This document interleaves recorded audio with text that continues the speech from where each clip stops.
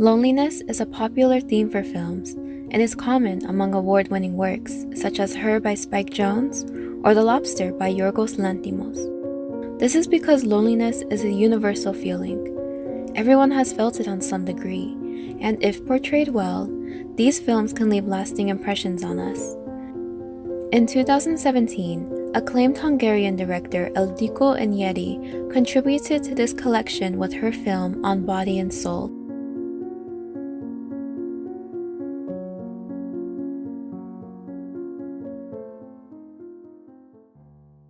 On Body and Soul is a compelling story about two lonely employees working at an abattoir in Budapest. One is Endre, the CFO with a disabled arm who hides away in his office. The other is Mária, a newly hired meat inspector with an autistic spectrum disorder. Though they both have an interest in each other, it is difficult for them to express their feelings. Endre is very prideful, while Mária has difficulty with engaging in conversation and physical touch. But they soon discover that they share the same dream and meet each other every night as deer. And with this spiritual connection, Endre and Mária begin a slow journey of learning how to love each other as their true selves. Máté Erbay, the cinematographer for On Body and Soul, captured the essence of loneliness brilliantly. Like other films, Erbay's cinematography and haptic visuals appeal to the audience's emotions. These types of shots, as well as the mise-en-scène in a whole, is similar to other films with the same theme. Long shots help to emphasize the distance, both physical space and mental obstacles, that are between Mária and Endre. Meanwhile, medium and close-up shots capture intimate and isolate moments. Obscurity is also used as a technique. Take the scene in which Endre notices Mária on her first day at the factory.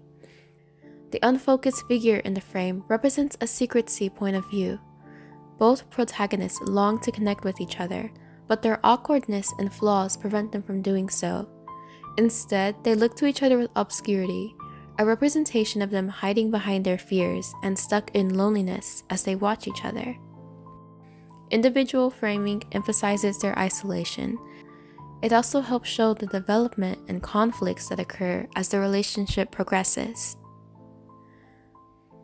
But one of the most compelling aspects of On Body and Soul is Erbay's attention to detail and haptic visuals. He captures moments that we, the audience, can relate to. We know how these things look, smell, and feel like, so we also know the impact it has on our emotions. The slow turning movement of a microwave plate as it heats a dinner for one, and the close-up shot of crumbs along a counter resonate the empty lifestyle of the characters. These haptics let us feel Endre and Mária's loneliness in our core.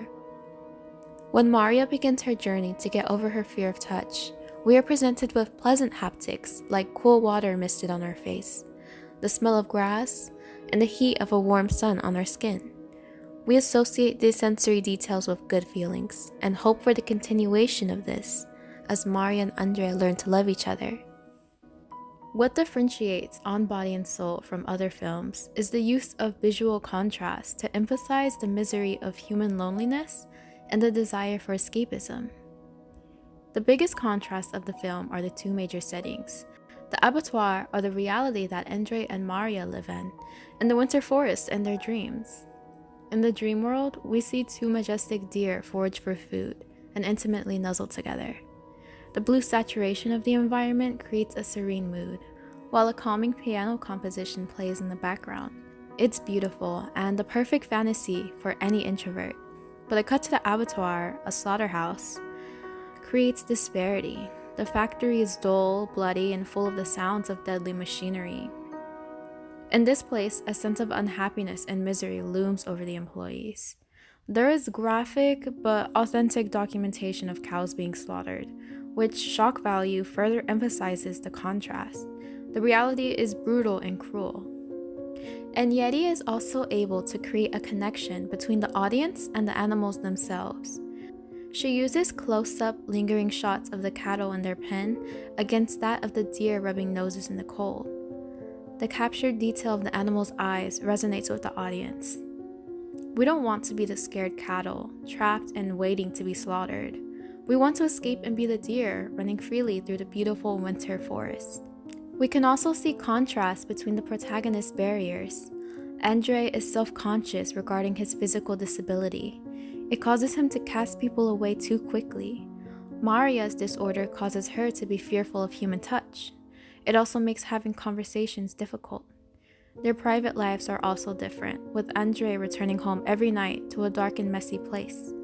On the other hand, Mária lives in a fluorescent and overly tidy place. Showing contrast between their private lives creates more possibilities for audiences to relate to the characters. These are possible realities actual people could live, which is frightening. If we can watch and recognize the loneliness of the characters, then we can recognize the loneliness within ourselves. This is what causes the viewers to root for Endre and Mária. After Mária and Endre declare their love for each other, they discover they can no longer meet in their dreams. While this is meant to be happy because the two have finally accepted each other with their body and soul, it does feel like something is missing. The magical escapism is now forever gone, and this makes the final shot of the now empty winter forest very haunting.